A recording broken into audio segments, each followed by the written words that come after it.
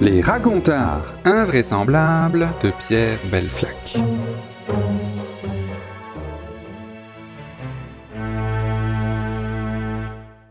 Obscur rendez-vous. 17h30 s'affiche sur la petite horloge au bas de l'écran. France éteint son ordinateur. Elle saisit son sac à main et en parcourt méticuleusement le contenu une nouvelle fois. Elle le referme, pose la sangle sur son épaule, puis quitte son poste de travail. Dans le couloir, France croise Marina, une collègue de travail. La première chose que fait Marina est de s'inquiéter pour France. Celle-ci semble tracassée. Marina n'est absolument pas rassurée par France, qui coupe court à toute discussion sous prétexte d'avoir un rendez-vous important ce soir. France se dirige vers le parking des employés. Cela fait maintenant plusieurs années qu'elle travaille au service administratif du grand magasin Supervu d'Angoulême. Elle s'y épanouit au sein d'une chaleureuse équipe de collègues. C'est même parmi ses compagnons de travail qu'elle a rencontré Patrick, son actuel petit ami. Cela fait bientôt 8 mois qu'ils partagent une relation complice.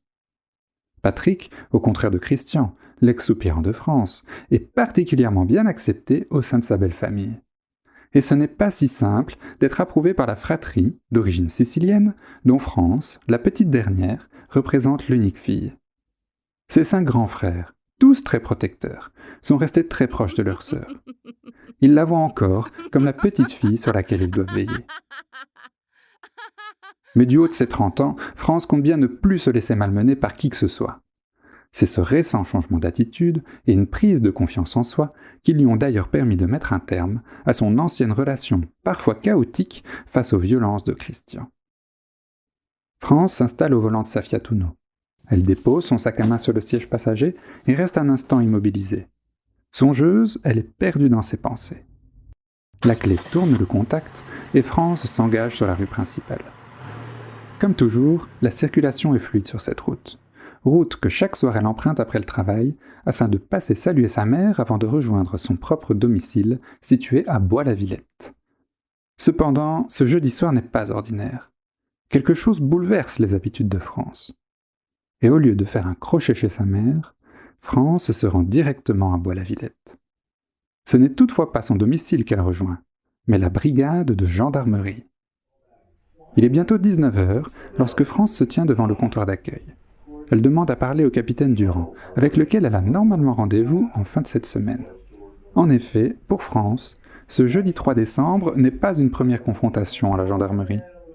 Elle s'y est rendue quelques mois plus tôt afin d'y déclarer le vol de son carnet de chèques. Malheureusement, la journée de travail du capitaine s'achève et celui-ci n'est pas disponible. France insiste pour être auditionnée et avance que samedi, il sera sans doute déjà trop tard. Mais rien n'y fait. Le gendarme de garde juge la situation non urgente et ne peut pas apporter davantage d'aide dans l'immédiat. France se résigne. Mais avant de partir, elle a encore quelques renseignements à prendre.